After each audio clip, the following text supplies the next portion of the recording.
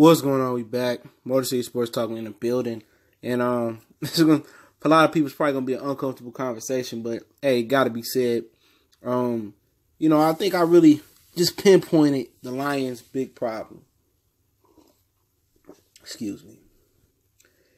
And I think the biggest problem with the Lions is that it's number 9. Okay.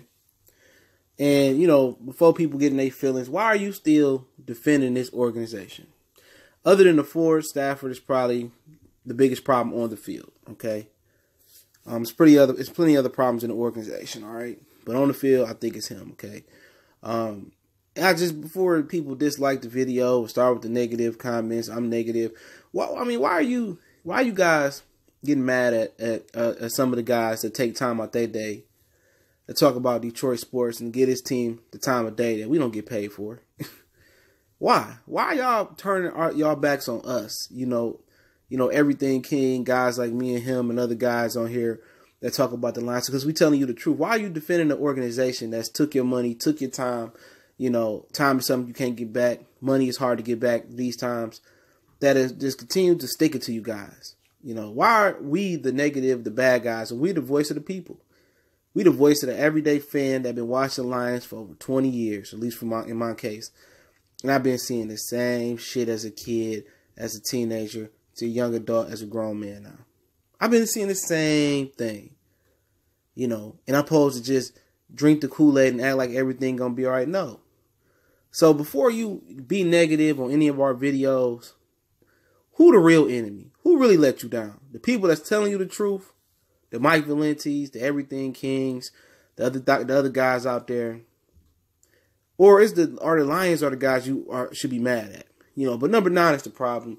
He's not a transcendent star. I'm going to give you this example. Okay, even though Aaron Rodgers is hampered this year, he injured, I think that's the best thing that probably could have happened for the Green Bay Packers. I think it's one of the best things that could have happened for Aaron Rodgers' career.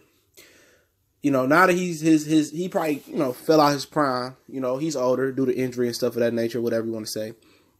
Now people see how abysmal the Green Bay Packers organization and front office have been. Ted Thompson is gone. Somebody else is running the front office. And now you see everything he covered up for years and years. You seen it last year. You see it this year. He covered it up. He was that good. Stafford ain't that good, man. All right? Stafford is nowhere near Aaron Rodgers. Okay?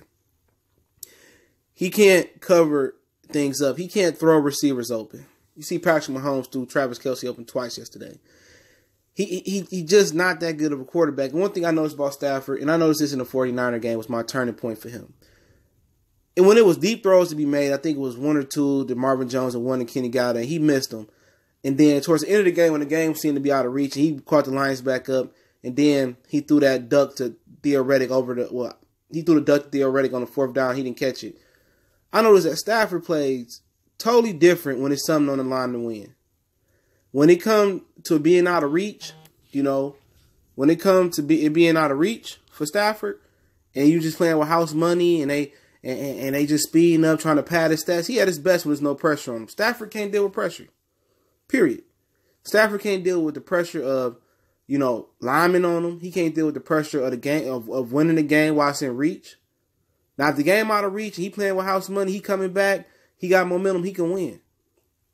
But other than that, you got to remember, Joe Lombardi said he was stupid on his way out. People forget that. He said, I had to dumb the offense down for him. He was just stupid. He said that. I'm paraphrasing, but that's what he meant. He was stupid. And I say this, what's the common denominator? Since Stafford came here. Stafford here, Calvin was already here. Eventually Sue came. Eventually Burleson. Eventually Eric Ebron going somewhere else to do better things. All these guys have came and went. What's the one common denominator with the Lions? It's Matthew Stafford still being here. May have been Scott Linehan, Joe Lombardi, may have been Jim Bob Cooter, whoever else comes in the offensive coordinator. People are going to blame the offensive coordinator. They're going to blame the Lions. But absolutely, it's Matthew Stafford. Even Jim Caldwell molded Joe Flacco into a Super Bowl winning quarterback after Cam Cameron got relieved of his play calling duties in Baltimore and Jim Caldwell took over. That's why Jim Caldwell was holding Stafford back and turning him into a game manager. Matthew Stafford is your issue. And we have other issues, regarding with defense or whatever. We had the number one defense, one of your top two defense, one of your top three, whatever you want to say. And Stafford couldn't get this offense off the ground. You could blame Joe Lombardi all you want to, but he told you, I had to dumb the offense down for Matthew Stafford. It's number 9, 10 years of mediocrity. He's resilient, but overall, you guys know I'm telling the truth. The Lions have never went up and down the field consistently for a year and picked up first down and scored a touchdown. They haven't did it. It's either big play or field goal or nothing at all. When Stafford is expected in the game to win something, to win and whatever, and the game is in reach, he chokes it up. When the game is out of reach, he can bring you back and win it. When he's playing with house money. And that's just the truth, man. Matthew Stafford is definitely the issue.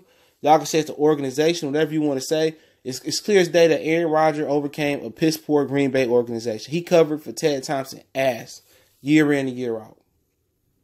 Stafford had 3 dominant receivers this year: Kenny Galladay, Marvin Jones, Golden Tate. He had a dope running back. You know what I'm saying? You can say it's the offensive coordinator, the offensive line. He held the ball a hell of a lot yesterday, but it is what it is. People going to say you a hater, you wrong. I'm telling y'all the truth.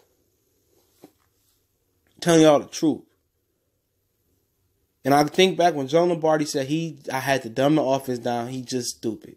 I'm paraphrasing, but that's what he said. But like I said, man, people going to turn on us and act like we the ones that's going out there and losing all these games. The YouTubers just telling the truth. I'm going to continue to tell the truth. Can't nobody censor me. The Lions don't pay me. Stafford don't pay me. I'm just keeping it real. We're on Twitter, Facebook. You can email me as well. Any questions, inquiries. Y'all know what the business is. CJ Goodfella, Motor City Sports Talk. And I already know it's going to be a whole bunch of hateful comments, but it is what it is. We go.